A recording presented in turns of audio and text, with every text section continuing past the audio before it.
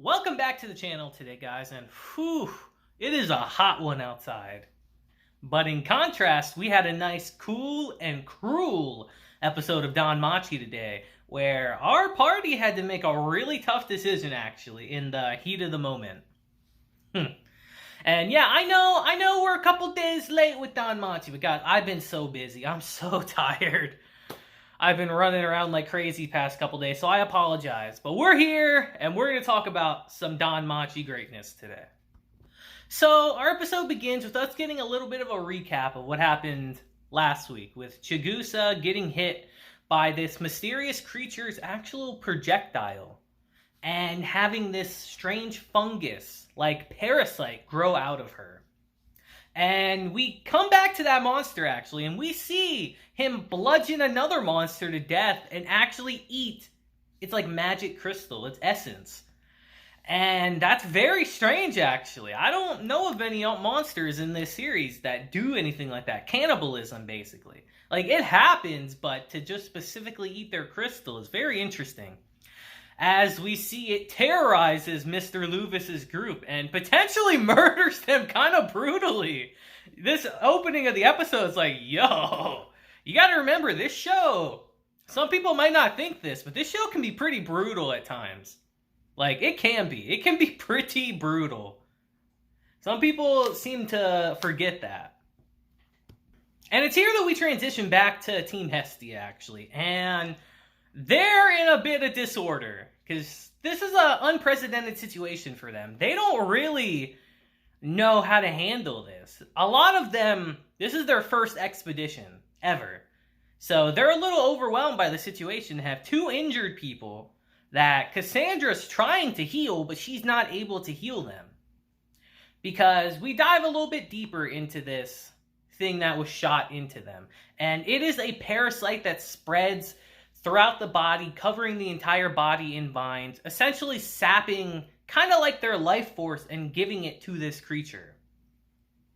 So as everyone's panicking, Belle realizes that, all right, we have to put our heads together and think. We can't panic in this situation. Like, I'm only really good for fighting. I'm being transparent. I'm only good for fighting right here.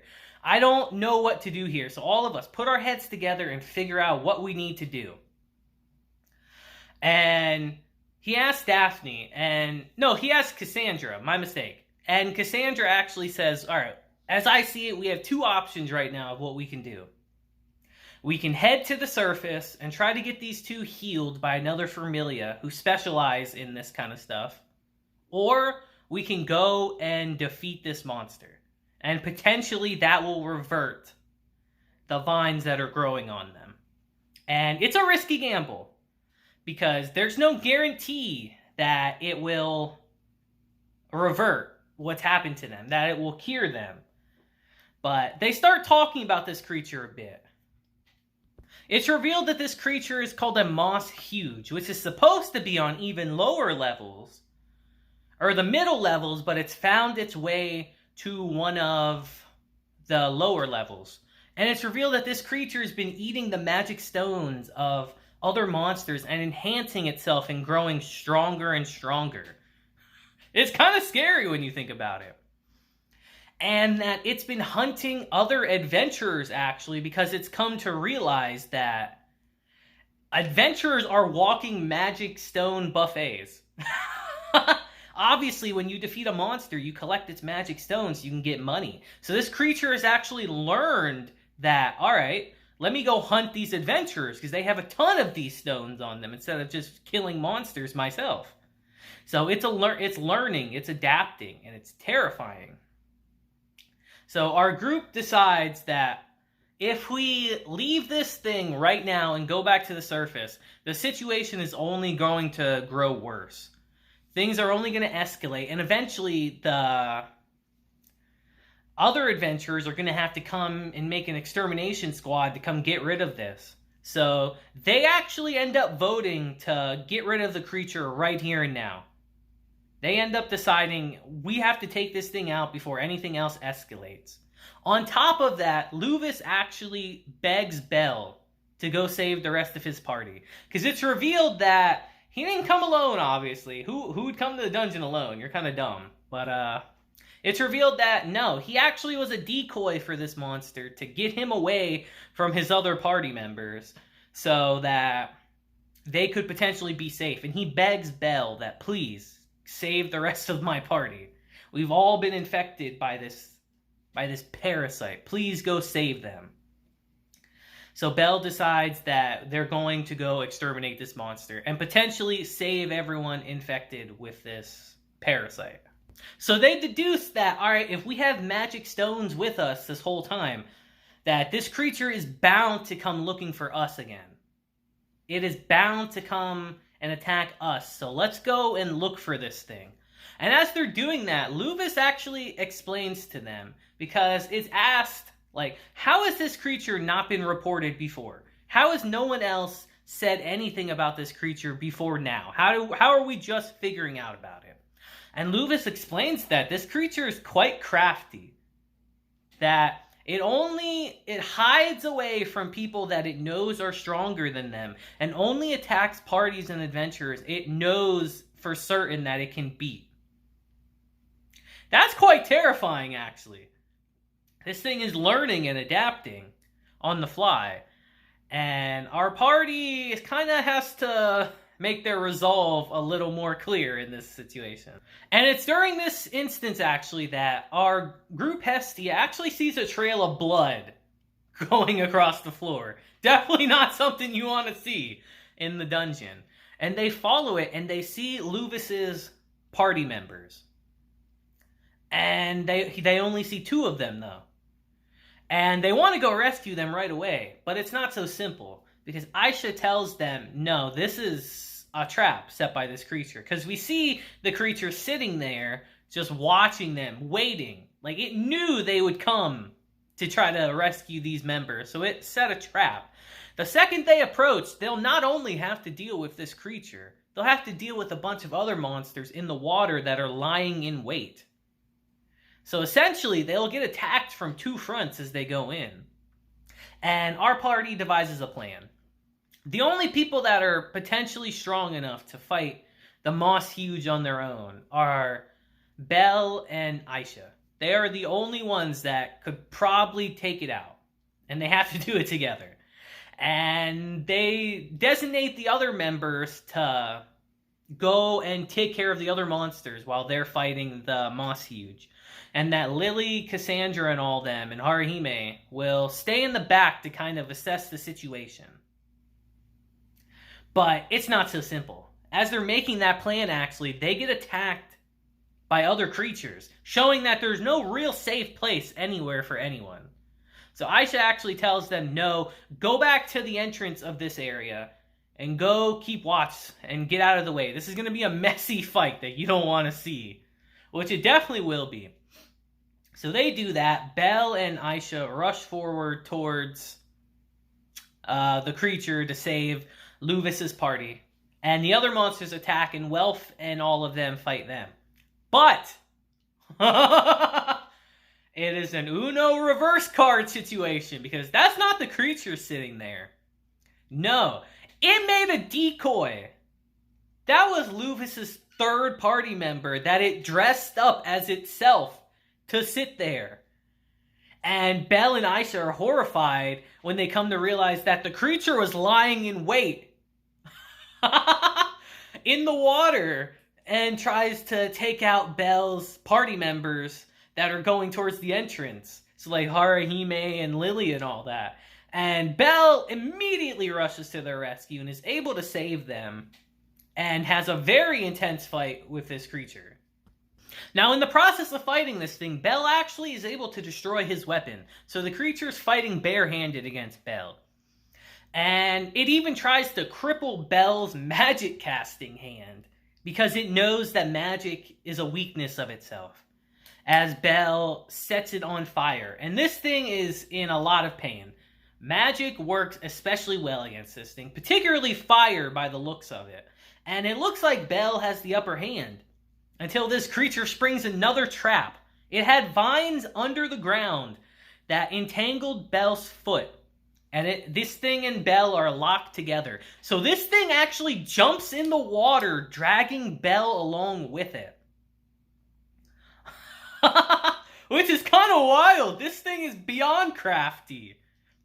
It drags him into the water and knows the way around underwater. So it actually holds on to a rock, releases Belle, and lets Belle get swept away in the current to where he gets swept down the waterfall that we saw in our previous episode, being completely separated from his party.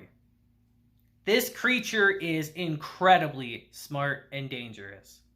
So the rest of our group, with the Moss Huge not there, easily take out these other monsters. And Lily is freaking out, guys. She has completely lost her composure. She instantly tries to jump in the water and save Belle, which is suicide, and gets stopped right away. And Aisha has to kind of break her out of it, like, strategist, hey, you gotta calm down. This isn't the time to be doing this. And she explains to Lily that, Belle Cornell is one of the most capable people I've ever met in my life. He just became a level 4, but he is probably better than most of the level 4s already here. And she reluctantly admits that he's probably stronger. He is stronger than I am in this moment. That we don't have to worry about him right now. He will figure out. He will survive no matter what. If anything, we have to worry about our wounded right now. We can't just go off chasing him, and under no circumstances should anyone here go and chase after him. Our priority now is the wounded and getting out of here. And Lily kind of comes to her senses a little bit in this moment. She's like, you're right. We have to figure out how to get out of here. We need to make a retreat, but only a half retreat. They're not leaving the dungeon. And she comes up with actually a very brilliant strategy, where they're going to go to the entrance that we saw in our previous episode of the waterfalls, where we see that giant kind of like chasm and that big entrance. And they're going to go there. And someone says, well, if that creature attacks us, I think it was Welf, says that if the creature attacks us without Belle here, we're doomed. Like, we can't fight that thing. And Lily's like, that's what I'm counting on. Because her plan is that in this instance, there's no way out. There's only one exit on that path that they went to. There's no other way.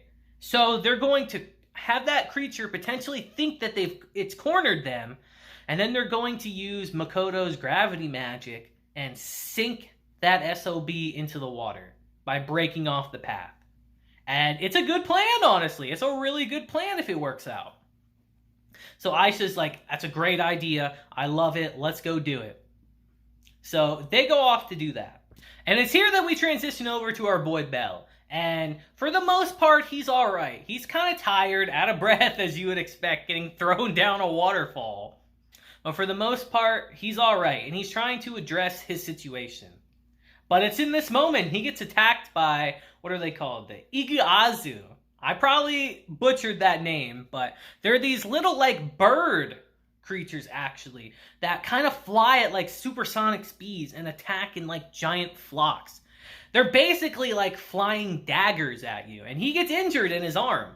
And we go to a flashback of Aina actually telling him like, these are probably the most dangerous creatures here in this floor area. You have to avoid them if you can. And Belle's kind of freaking out a bit. He hides behind a giant crystal, and these things are just bombarding the crystal. Like, the cover is not going to last much longer. Belle's freaking out like, oh, I'm doomed, I'm screwed, what am I going to do? Then he remembers his promise to his party that if I fall here, they're going to fall. We promised we'd get stronger together, so no matter what, I have to get through this. So he actually jumps out, and we get a nice little scene of thinking, like, if Ainz was here, this is exactly what she would do too. And Belle starts beating these creatures down with the knives. He literally just starts, like, deflecting all of them and killing all of them one by one with the knives. And it's kind of a cool scene, honestly, as he keeps pushing himself harder and harder to do it. And he's doing a good job. And it's here that we see Lily and the rest of the group trying to go execute their plan. But along the way, they actually run into Dormal's group, who is also down in the dungeon right now. And of course, they're happy to see that they're all alive, but they've all been infected by this parasite too. They're all injured as well. So while it's a happy reunion, it's a very tentatively happy one. Because now there's more wounded people they have to deal with. But they found them all safe and sound, thankfully. And it's here that we transition back to Bell, who is fighting his ass off against these monsters. And he actually does end up beating all of them. Very triumphantly, too. But he's exhausted in the process. And as he's standing there after taking out the final one, we actually hear clapping all of a sudden. And we see that there was actually a mermaid there watching the entire thing. And she's applauding Bell for his spectacular performance. Because I imagine if you're just watching it, it probably looked pretty cool. And that's how our episode ends, actually. So I don't know, you guys let me know what you thought of this episode. You know, I thought it was a good episode. We were already facing adversity. And while I've said I have not read ahead in the light novel, like, I'm not caught up to this part. I knew Bell got separated. Like, I knew that much. I knew he would eventually get separated from them. Like, I know that much about it, but I haven't read the books yet. I'm going to soon, though. This show has definitely made me...